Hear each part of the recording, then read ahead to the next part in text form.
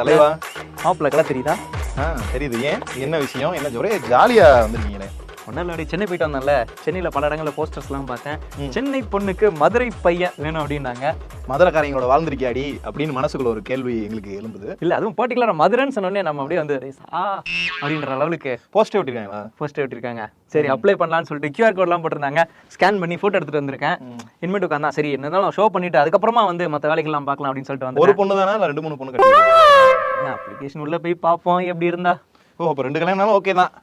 அப்புறம் என்ன 2 பொண்ணு கட்டிக்கிட்டு 2 பொண்ணு கட்டிக்கிட்டு வந்து இல்ல அஜித் மாதிரி கமெண்ட்ல வந்து தளபதி ஏகே என்ன அஜித் வயசுல தளபதிங்க அங்க கமெண்ட்ல வந்து கழுவி ஊத்தும். ஏன்டா அவங்க மூஞ்சிக்கு 2 பொண்ணு கேக்குதா, ஒரு பொண்ணு வச்சு வாழ முடியல உங்களால, ஒரே பஞ்சாயத்தா இருக்கு அப்படின்ட்டு. தலைவா உங்களுக்கு ஏதாச்சும்?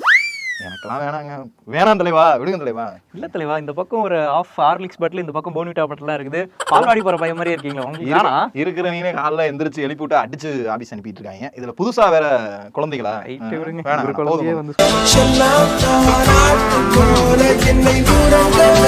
அப்ப மணப்பெண் தேவையா இல்ல மணமகன் தேவையா?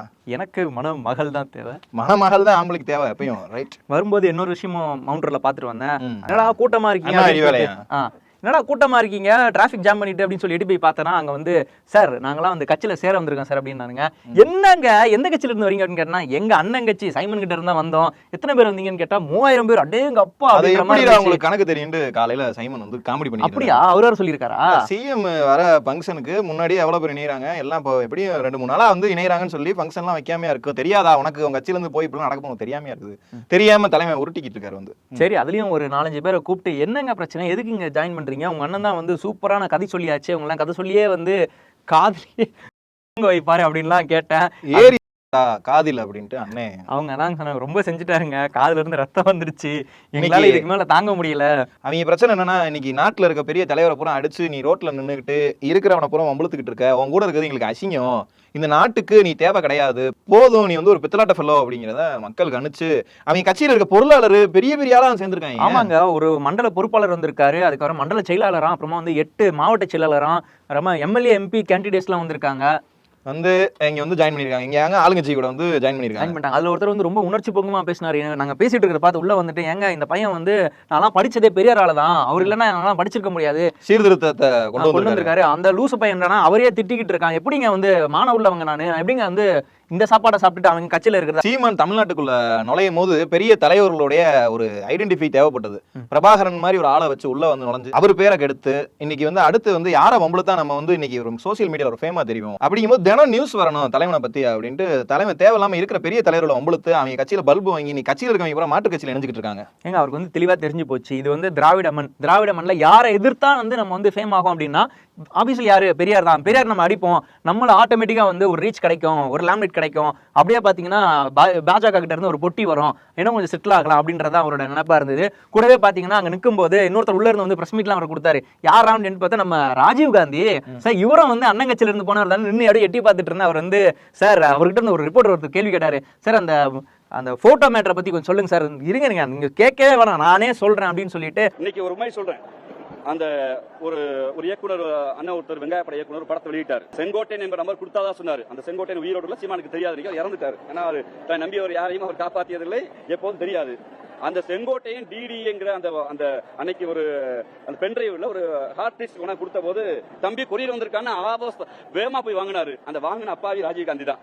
உள்ள அப்பதான் தெரிஞ்சா படம் இருந்தது.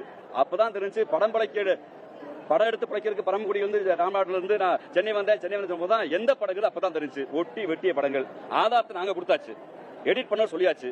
அந்த ஹார்டிக்ஸ் வாங்க நான் சொல்லிட்டேன், கொண்டு வந்து செங்கோட்டையில இல்லைங்க மறுக்க வேண்டிய கடமையும் பொறுப்பும். இந்த போட்டோ ஃபேக் பஞ்சாயத்துகள். ஆமா அதேதான். அதுக்கு வந்து சார் அது வந்து ஃபேக் போட்டோ தான், நான் தான் வந்து அந்த போட்டோ காப்பி உள்ள ஹார்ட் டிஸ்கை வந்து கொரியர்ல வந்துச்சு எடுத்து கொண்டு வந்து அண்ணன் கிட்ட கொடுத்தேன். அண்ணன் மூஞ்சில அப்படி ஒரு பிரகாசமான பிரைட்னஸ் நம்ம பார்த்தேன். இதெல்லாம் நாங்க அதான் போட்டோ எடுத்தது யாரும் தெரிஞ்சு போச்சு, போட்டோ வாங்கி கொடுத்தது நான் தான், போட்டோல நீங்க நிக்கல, இது உண்மையா பொய்யான்னு வந்து பேசுங்க. நீங்க தான் சொல்றீங்கல்ல, ஏற்கனவே ஒரு ஆள் இருந்தாரு செத்து போயிட்டாரு, செத்து போன ஆளுகளை வச்சு பூரா நீ ஏமாத்திக்கிறது வேலை கிடையாது, உண்மை என்னன்னு மீடியா மக்கள் நீங்க தான் கேட்கணும் அப்படின்னு சொல்லியிருக்காரு. நினைக்கிறேன் அவரு. ஆமா, இவர் இப்படி சொன்னதை இப்ப கொண்டு போயிட்டு இன்னொரு பிரஸ் மீட்ல சீமான் கிட்ட வாய காட்டிட்டு இருக்கும்போது வாய்க்குள்ள குச்சி விட்டுற மாதிரி மைக் விட்டாங்க. அவர் வந்து அது தலைவா அது என்ன காரணம் பாத்தீங்கன்னா, ஒரு வீடியோ வந்துச்சு, இலங்கையில இருந்து பிரபாகரனுடைய தம்பி பையன் அண்ணன் பையன் யாரோ ஒருத்தர் வந்து பேசியிருந்தாரு. ஆமா, அண்ணன் பையன் சித்தப்பான்னு சொல்லி பேசிட்டு இருந்தாரு. சொல்லி அண்ணன் பையன் அப்ப ரைட், நல்ல கண்டுபிடிப்பு. அந்த அண்ணன் பையன் என்ன சொல்லியிருக்காரு அப்படின்னா, சீமான் அண்ணா அங்க ஷூட்டிங் எடுக்கிறதுக்காண்டி கூட வந்தாருங்க, வந்தப்ப ஒரு வாய்ப்பு கிடைக்கும் பார்த்தாரு, நீங்க நினைக்கிற மாதிரி எங்க அண்ணன் வந்து காதுக்குள்ள போய் அவர்கிட்டலாம் சொல்லல, நீ வந்து நீ தான் தமிழ்நாட்டை காக்க வந்த ரட்ச தேவதை அப்படிலாம் எதுவும் சொல்லல, நீ வந்து வந்தமா போட்டோ எடுத்தமா லங்கையை சுத்தி பார்த்தமா கிளம்புப்பா. அவருடைய அரசியலுக்கு இப்படியான ஒரு படம் தேவை, அவரோட நிக்கிற மாதிரி ஒரு படம் தேவைன்றதுக்காக அவர் உருவாக்கி இருக்காருன்றதை இப்ப நாங்க புரிஞ்சுக்கிட்டோம். அது டாக்குமெண்ட்ரி மாதிரி ஒண்ணு ரெடி பண்றதுக்கு தான் போயிருந்தாங்க. அந்த நேரத்துல அந்த குழுவுல இவரும் இடம் பெற்றிருந்தாரு. சந்தோஷ் அப்படின்னு சொல்லிட்டு அவர் தான் இவங்களுடைய ஒளிப்பதிவாளர்.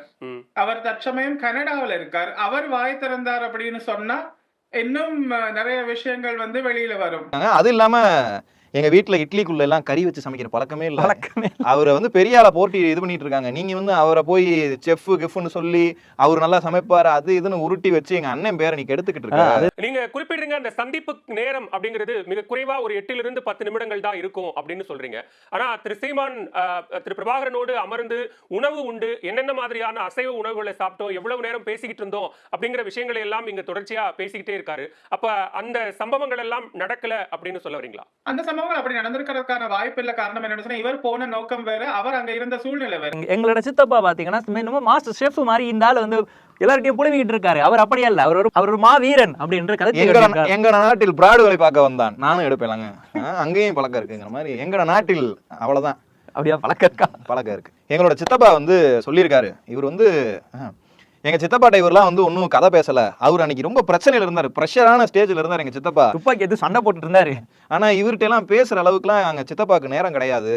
ஆனா இவர் வந்து அவர் கூட இருந்ததாகவும் அவர் இவருக்கு விருந்து சமைத்து கொடுத்ததாகவும் இவர் உட்காந்து வாக்கிங் போனதாகவும் ஒரு 3 நாட்கள் குவார்டர்லி லீவுக்கு போன ஆயா வீட்டுக்கு போன மாதிரி உங்க அண்ணன் சீமான் அண்ணன் கதை சொல்லிட்டு. என்னுடைய சித்தப்பா வந்து ஒரு உணவு பிரியராகவும் ஒரு ஸ்டார் ஹோட்டல்ல ஒரு ஷெஃபாகவும் ஒரு சித்தரிச்சுட்டு வர்றாரு. இப்படியான ஒரு விஷயத்தை செய்யற பொழுது ஒரு தேசிய தலைவர் அப்படின்ற பெயருக்கே வந்து அசிங்கத்தை ஏற்படுத்திட்டு இருக்காரு. ஏன் இப்படி பண்றாரு அப்படின்னு ஆதங்கப்பட்டிருக்கிறோம் நாங்களே. ஹோட்டல்ல உட்காந்து சவாரி செஞ்சதாகவும் ஆமகரி கிடைக்குங்க. இவர் ஆமகரி ஷூட்டிங் வந்து சாப்பிட்டு இருப்பாங்க. இவர் போட்டோ கூட எடுத்துருக்கலாம், அந்த போட்டோவை கொடுக்க கூட மாட்டோம் ஏதோ. ஆனா இந்த போட்டோ அவர் கிடையாது, இந்த போட்டோ வந்து ஃபேக் தான். இவர் வந்து யூஸ் பண்றதுக்காண்டி பக்கா பிளான்டு ஒரு 10 வருஷத்துக்கு முன்னாடி 10 வருஷத்துக்கான பிளான் இது. தமிழ்நாடு மக்களை எதை சொல்லி ஏமாத்தலாம் அப்படின்னு ஒரு அரசியலுடைய ஆணி அங்கதான் அடிச்சிருக்காரு அப்படின்ட்டு. இளைஞர்கள் அப்படின்னு சொல்ற போது தமிழகத்தில் உள்ள இளைஞர்கள் வந்து புலம்பெயர் வாழ் இளைஞர்கள் வந்து இதை கொண்டு போவார் அப்படின்ற மாதிரி தான் சித்தப்பா சொல்லியிருந்தாரு. எந்த காலகட்டத்திலையும் இந்த போராட்டத்தை வந்து நான் சீமானிட்ட ஒப்படைக்கிறேன், என்னுடைய வாரிசு அவர் தான் எங்கேயுமே சொன்னதில்லை. ஆனா இவர் சொல்றதை பாக்குற போது அப்படியான விஷயத்தை தான் இவர் செய்துட்டு போறாரு, ஒரு தவறான பாதையில கூட்டிட்டு போறாரு எல்லாரையும் அப்படின்றதான் எங்களுடைய பார்வை. ஸ்ரீலங்கா பாஷையில வந்து தலைவன் வந்து கிளப்பிடு ஒரே நேரத்தெல்லாம் வந்து அது கேட்கறாங்க, மீட்டிங்ல கேட்கறாங்க, அவன் கிடக்குறேன் அப்படின்னு கெட்ட வார்த்தை திட்டாருங்க. பாவம், அதுவும் ஒரு லேடி ரிப்போர்ட்டர். பிரபாகரோட அண்ணன் மகன் வந்து தெரிவிச்ச கருத்து வந்து பெரிய விமர்சனத்துக்குள்ளாயிட்டு இருக்கு. நீங்கள் வந்து பிரபாகரோட இருந்த புகைப்படம் வந்து அவங்க கிட்ட வந்து இப்படிலாம் பேசலாமா, இதாண்டா அவங்க அண்ணே அப்படின்னு மக்கள் வந்து தெரிஞ்சுக்கணும். அவங்க அண்ணனுடைய ஸ்ட்ராட்டஜி. அண்ணன் கோவப்பட்டா இப்படிதான். முன்னாடியாவது போன்ல தான் இரவு நேரங்கள்ல கெட்ட வார்த்தை பேசிக்கிட்டு இருந்தாரு, இப்ப வந்து நேரலையில ரிப்போர்ட்டர்கிட்டே வந்து கெட்ட வார்த்தை பேசிட்டு இருக்காரு. அது கெட்ட வார்த்தையா இல்ல என்ன வார்த்தை பீப்ப போட்டு விட்டாங்க நியூஸ் சேனல்ல. முன்னாடி நடந்த பிரஸ் மீட் எல்லாம் பாத்தீங்கன்னா ஒத்துக்கிட்டாருங்க, ஏங்க அந்த போட்டோ இருக்கு, நான் இல்லங்க எதுக்குங்க பஞ்சாயத்து என்ன விட்டுருங்க அப்படின்ற மாதிரி எல்லா பக்கத்துல இருந்து அடிக்கிறீங்க, என்னால வந்து முட்டு கொடுக்க முடியாதுங்க. இதுதான் முக்கியமான கட்டம் அப்படின்னா. ஒருத்தர் இந்த படம் பொய்யுங்கிறாரு. இப்ப இந்த சந்திச்சது உண்மையா, இந்த படம் பொய்யுங்கிறது உண்மையா, எதை நம்புறீங்க? இப்ப நான் சொல்றேன், நான் எங்க அண்ணனை சந்திக்கவே இல்லை, இப்ப எதை நம்புறீங்க? நம்புறீ இல்ல, போயிட்டே இருங்க. இதெல்லாம் ஒரு ஸ்ட்ராட்டஜி தலைவா. அங்கனக்குள்ள வந்துட்டு ஆம்பா நீ என்ன கேட்கற கேளு, ஆமா நானே இல்ல என்ன முன்னாடி சுத்தி சிரிக்கிறாங்களா? இந்த பொய்யான பிம்பத்தை தான் உருவாக்கிட்டு இருக்காரு தவிர அந்த போட்டோல நீ இருந்தியா இல்லையா? அங்கனக்குள்ளே அவன் என்ன பண்ணணும், ரிப்போர்ட்டர் நிப்பாட்டிட்டு பாஸ் சிரிக்காதீங்க, ஃபர்ஸ்ட் அண்ணே கேட்ட கேள்வியை மலுப்பாம பதில் சொல்லுங்க அப்படின்னு திரும்ப கேட்டுட்டு அழுத்தி 2 தடவை சொல்லிட்டு அந்த போட்டோல நீங்க இருந்தீங்களா இல்லையா, ஆமா இல்ல, நீங்க இந்த நக்கல் பதில் சொல்றதுக்குலாம் நாங்க ஆள் கிடையாது அப்படின்னு ரிப்போர்ட்டர் எவனாவது கேள்வி கேட்டாங்கடா சிறப்பா இருக்கும்னு நினைக்கிறேன். இவங்க போராட்டத்துல கேக்குறாங்க, இந்த ஆள் வந்து மாட்டிக்கிட்டான், வேற தப்பிக்கவே முடியாது, அதனால இவன் வந்து பெருந்தன்மையா ஒத்துக்கிட்டா சிமெண்ட் போட்டு பட்டி போட்டு வலிச்சு ஆமா நான் தான்ப்பா இப்ப என்னப்பா அப்படின்ற லெவல்ல நான் இல்லடா நான் இல்ல என்ன பண்ண முடியும் உங்களால, சரி நான் ஏமாத்திட்டு அப்படின்னு சொன்னா ஆப்போசிட்ல கேக்குற என்ன பண்ணி ஓகே ஒத்துக்கிட்டான் அப்படின்ற மாதிரி தானே போக முடியும். ஒத்துக்கிட்டான் தாண்டி இப்ப வந்து பப்ளிக்ல ஒத்துக்கிட்டாங்க, ஓகேவா? கட்சிக்காரங்க எல்லாம் இதை வந்து தெரிஞ்சுக்கிட்டு ஆல்ரெடி 3000 பேர் தெரிஞ்சுக்கிட்டு வேற கட்சிக்கு போயிட்டாங்க. 15 வருஷம் இன்னும் மிஞ்சம் அங்கங்க ஒட்டிட்டு இருக்க ஆட்கள் வந்து என்ன பண்ண போறாங்கன்னு தெரியல. தலைவர் ஒரு டவுட், 15 வருஷம் இந்த ஆள் பின்னாடி இருக்காங்களே, அண்ணன் வந்து நாட்டை மாத்துவாரு, திருத்துவாரு, உங்களுடைய முதலமைச்சர் கனவெல்லாம் போயிருச்சே அண்ணே, ஏன் அப்படி? அவங்களுக்கு எல்லாம் என்ன செய்ய போறாரு அப்படின்னா, இந்த படிக்காத படத்துல விவேக் சொல்லுவார்ல, உங்களுக்கெல்லாம் நான் என்ன பண்ணியிருக்கேன், ஒன்றும் பண்ணல, அதே தான் போய் சொல்றேன் அப்படின்ற மாதிரி வட்டமாம் எனக்கு வயிறு நிறைஞ்சிருச்சு. ஒரு படத்துல வர மாதிரி ஒரு பிராட் அரசியலை அண்ணன் வந்து தொலைநோக்கு சிந்தனையில ரொம்ப வருஷத்துக்கு முன்னாடியே பிளான் பண்ணி அண்ணன் ஆரம்பிச்சிட்டாருங்கிறது மட்டும் நல்லா தெரியுது. இப்பதான் கொஞ்சம் கொஞ்சமா வெளிச்சம் வந்துரு. இந்த ஆளுடைய பெரிய பிளஸ் என்னன்னா, இறந்த தலைவர்களை பயன்படுத்துறதுனால இப்ப நீ ஒரு ஆள் தான் சாகாம இருக்க, நீயாவது சொல்லி தொலை சீமான் அண்ணா அப்படின்ட்டு.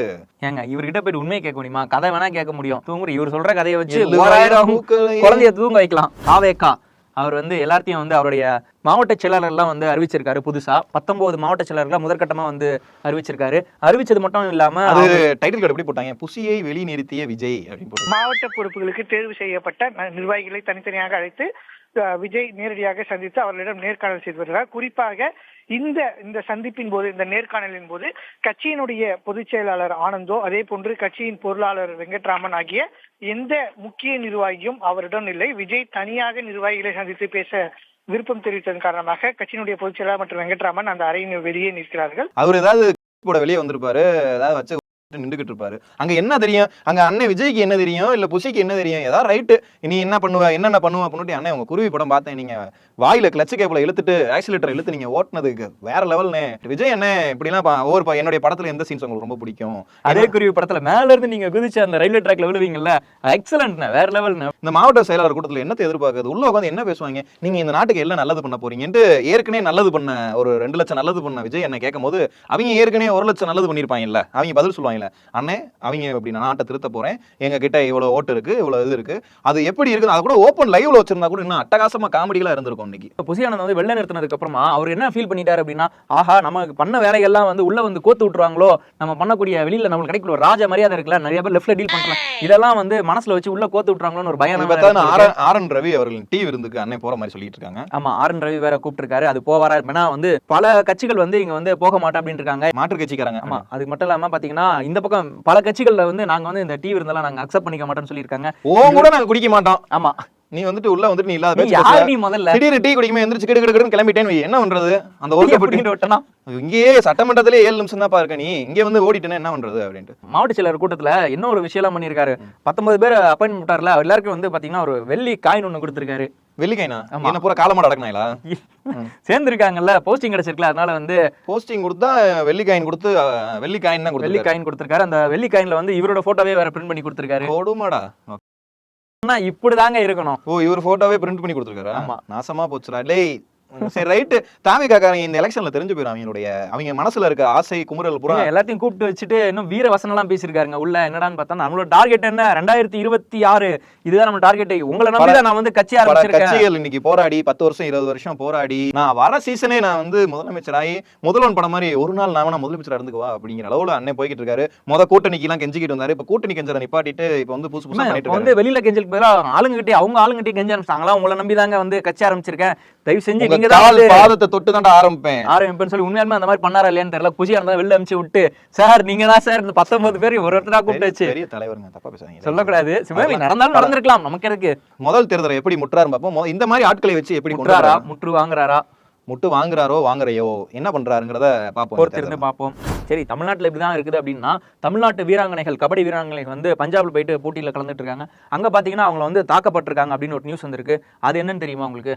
விளையாட்டு போட்டியில ஏதோ வாய்ப்பேச்சு பாயிண்ட் தகராறு, அதுல பீகார்கார ஒரு பொண்ணு தான் வம்பளுத்து இருக்கு. அதுக்கு இவங்க இது பண்ணுவோம், ரெஃபரி வந்து ஒன் சைடா சப்போர்ட் பண்றாங்க. அந்த மாதிரி கிளம்பி அதை அடிதடி வரைக்கும் போய் அடிச்சுக்கிறானுங்க. தமிழக கபடி வீராங்கனைகள் மீது பஞ்சாபில் தாக்குதல் நடத்தப்பட்டுள்ள இந்த சம்பவமானது தற்போது பரபரப்பை ஏற்படுத்தியிருக்கிறது. முதலில் வாக்குவாதமாக தொடங்கிய இந்த சம்பவமானது பின்னர் தாக்குதலாக அரங்கேறியிருப்பது தற்போது அது தொடர்பான காட்சிகளானது வெளியாகி இருக்கிறது. பீகார் வீராங்கனை ஒருவர் தமிழக வீராங்கனை மீது தாக்குதல் நடத்தியதாக எழுந்த இந்த புகாரில் முதலில் வாக்குவாதம் நடைபெற்ற நிலையில் பின்னர் அது கைகலப்பாக மாறி தற்போது தமிழக கபடி வீராங்கனைகள் மீது தாக்குதல் நடத்தப்பட்டது தொடர்பான அந்த காட்சிகள் தற்போது வெளியாகி இருக்கிறது. இதே இவனுங்க தான் போன வருஷம் பாத்தீங்கன்னு வைங்களேன், வட மாநிலத்துல இருந்து தமிழ்நாட்டுக்குள்ள வர எல்லாருக்கும் அடிக்கிறாங்க, தமிழர்கள்லாம் அடிக்கிறாங்க அப்படி இப்படின்னு சொல்லி நேஷனல் நியூஸ் வரைக்கும் கொண்டு போய் போன வருஷத்துல அது ஒரு பெரிய ஹாட் டாபிக் தலைவாது.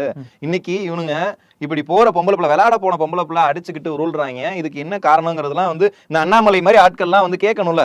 உங்க சார்ந்த இடங்கள் தானே அதெல்லாம் வந்து தமிழ்நாடு உங்களுக்கு சார்ந்த இடம் கிடையாது, தமிழ்நாட்டை தாண்டி இருக்கிற இடங்களும் சார்ந்த இடம் தான். சார்ந்த இடங்கள் தான். இத்தனை ஒரு ட்விட் போடலாம், தமிழக பெண்கள் வந்து தாக்கப்பட்டிருக்காங்க, சரி ரைட்டு சண்டை ஆயிருச்சு ஏதோ ஆயிருக்கு, இதுக்காண்டி நீங்க வந்து ஏதாவது போட்டுருக்கலாம்ல, ஏதாவது பேசிருக்கலாம்ல அண்ணாமலை அப்படின்ட்டு. அண்ணாமலைக்கு பதிலா தமிழிசை அக்கா தான் கேள்வி கேட்டிருக்காங்க. என்ன கேட்டிருக்காங்க அப்படின்னா, இந்த மாதிரி நடந்திருக்கு, இதெல்லாம் உங்களுக்கு தெரியுமா, நீங்க வந்து ஆக்ஷன் எடுங்கன்னு சொல்லிட்டு தமிழ்நாடு அரசு கிட்ட தான் சொல்லியிருக்காங்க. வட மாநில டெல்லி அரசு கிட்ட இவங்க டைரக்டாவே பேசிட்டு அங்க என்ன இதுன்னு, அங்க டெல்லியில இருந்து பக்கம் தான், ஒட்டுமொத்த இந்தியாவே இவங்க கண்ட்ரோல்ல தானே இருக்கு. இல்ல கேள்வி கேட்காம வட மாநில இளைஞரை தாக்குறோம்னு சொல்றாங்க தமிழர்கள்.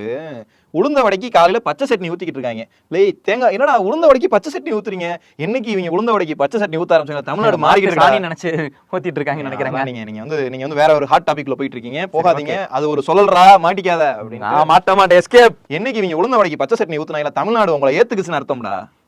காலையில ஊத்தி விட்டாங்க தலைவா, அந்த இது கொடுப்பாங்கல்ல, சாப்பிட்டு பாத்தீங்களா? அது பாதி பேசாம இருங்க, வேதனை ஆக்காதீங்க. சாப்பிட்டு பாத்தீங்கன்னா சொல்லுங்க. சாப்பிட்டதுனாலதான் அந்த கதை இருந்துச்சா?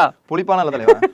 சரி, அது பஞ்சகவியமா, அதெல்லாம் இனிமே கொஞ்ச நாள் ஊத்த ஆரம்பிச்சிருவாங்க. இது என்னங்க அப்படின்னு சாணி பஞ்சகவியங்க சாப்பிடுங்க டேஸ்டா இருக்கும் அப்படின்னு. அது ஆன்டிபயோட்டிக், உடம்பு ஹெல்தி இல்ல. சரி, இந்த மேட்டர்ல அப்புறம் என்ன நடந்துச்சு அப்படின்னு பாத்தீங்கன்னா, 3 மணி நேரத்திலேயே வந்து தமிழ்நாடு டீம் வந்து ரொம்ப சேஃபா வந்து செக்யூர் பண்ணிருக்காங்க. அங்க இருந்து தமிழ்நாட்டுக்கு வர்றதுக்காக அடுத்த கட்ட நடவடிக்கை எல்லாம் தமிழ்நாடு அரசு எடுத்திருக்கு. முதல் கட்டமா வந்து டெல்லிக்கு வந்து கொஞ்ச நேரத்துல அவங்க வந்துருவாங்க. தமிழர்கள் வந்து அடுத்த நாட்டுல கூட போய், அடுத்த நாட கூட விடுங்க, அடுத்த ஸ்டேட்ல கூட போய் நம்மளால வந்து சண்டை போடுறாங்க, இதெல்லாம் பண்றாங்க. இவங்க எல்லாம் கேட்க மாட்டாங்க, இதெல்லாம் கேட்க மாட்டாங்க. இந்த அண்ணாமலை மாதிரி ஆட்கள் இந்த மாதிரி இதுக்கெல்லாம் வந்து போய் போராட வேண்டியதானே, இதுக்கெல்லாம் போராடணும். இப்போ இதெல்லாம் தாங்க சாட்டில் அடிச்சுக்கணும், டெல்லியில போயிட்டு நின்று அடிச்சுக்க சொல்லுங்க. போராட வேண்டிய விஷயத்துக்கு போராட மாட்டாங்க. மத்த இல்லாத பொல்லாத நான் வந்து தமிழர்களுக்கு ஆதரவிக்கிறேன் அப்படின்ட்டு ஒரே கூத்து. இது இல்லாம டங்ஸ்டன் பிரச்சனை ரத்துக்கு பாத்தீங்கன்னா எடப்பாடி எடுத்துக்கிறாங்க, ஆளாளுக்கு கிரெடிட்ஸ் எடுத்துக்கிறாங்க. எடப்பாடி வந்து நான் சொல்லிதான் இதாச்சுங்கிறாரு, அண்ணாமலை நான் சொல்லிதான் இதாச்சுங்கிறாரு, ஒரே காமெடி போக்குகள். சரி தலைவா, இத்துடன் இன்னைக்கு முடிச்சுக்கலாமா? ஓகே, வீடியோ பார்த்த எல்லாரும் வீடியோ லைக் பண்ணுங்க, கமெண்ட் பண்ணுங்க, ஷேர் பண்ணுங்க. மறக்காம வீடியோ பார்த்த எல்லாத்தையும் வீடியோ வேணா சொன்னீங்க, வீடியோ பார்த்த எல்லாருக்கும் வீடியோ பார்த்தவங்க எல்லாரும் வீடியோ லைக் பண்ணுங்க, கமெண்ட் பண்ணுங்க, ஷேர் பண்ணுங்க. மறக்காம வாய்ஸ் ஆஃப் ஃப்ரெண்ட்ஸ்க்கு சப்ஸ்கிரைப் பண்ணிடுங்க. பாய்.